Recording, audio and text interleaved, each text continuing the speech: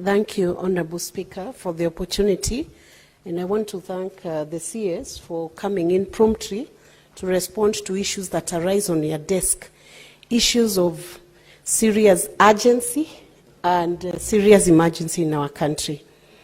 Honorable CS, I want to take you to Article 244 before I get into the questions, the specific questions of this matter.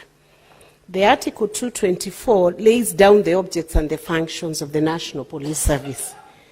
Honorable CS, I'm very concerned that, number one, under Article 244, sub-articles C and D, the National Police Service is supposed to comply with constitutional standards of human rights and fundamental freedoms of Constitution 2010, and D, to train staff to the highest possible standards of competence and integrity, and to respect human rights and fundamental freedoms and dignity.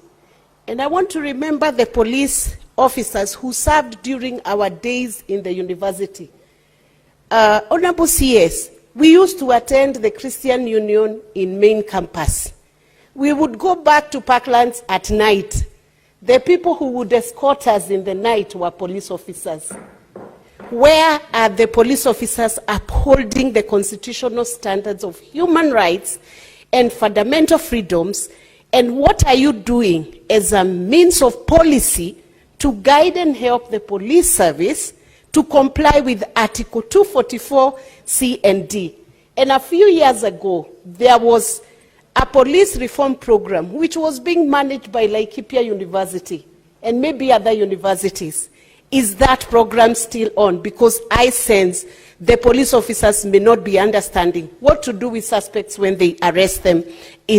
Are you going to revise your management strategy on how you reform the handling of suspects from the time of detection of crime, arrest, placement into custody, bail and board process, and how do you show accountability to Kenyans? What are you going to do following these very distressing incidents of Albert Ojwang losing his life in a police suspect?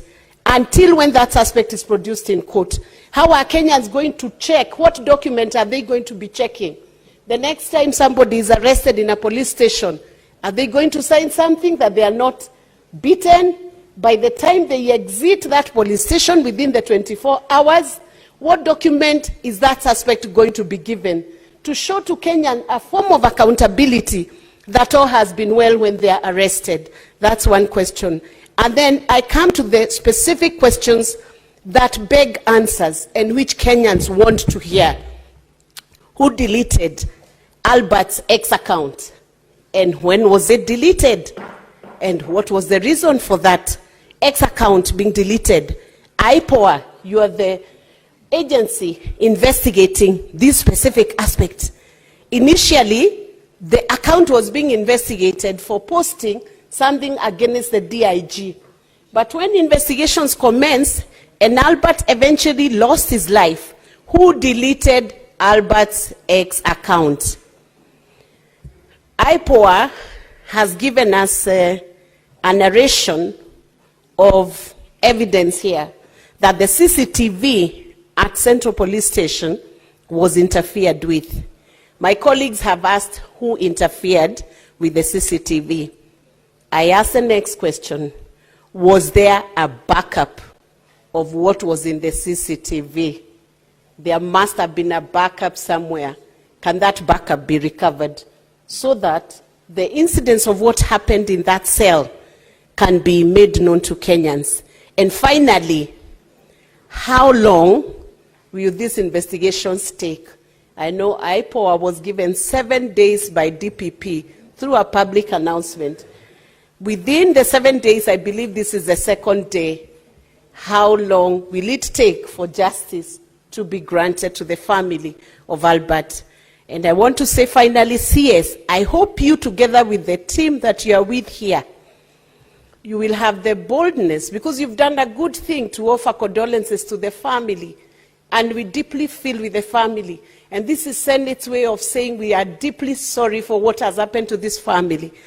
I hope with your team, the same level of hierarchy, you will sit down with Albert's family, and not too long from now, to say how deeply sorry you are for the loss of this young man, and that after sitting with this family, the National Police Service will take full responsibility for this loss, and will be able to indemnify this family, not that it will bring Albert back to life, but as a way of showing your remorse.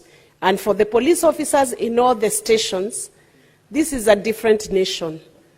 When a suspect walks into your station, you must safeguard the dignity of the life of every Kenyan.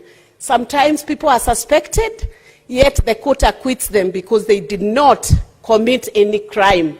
So when you're in your stations, you are accountable for the lives of the people who are placed under you. Thank you, Honorable Speaker. Senator Dulo. Thank you, Mr. Speaker. Mr. Speaker, I think the whole country is watching today this proceeding. I know this is a matter that is very serious.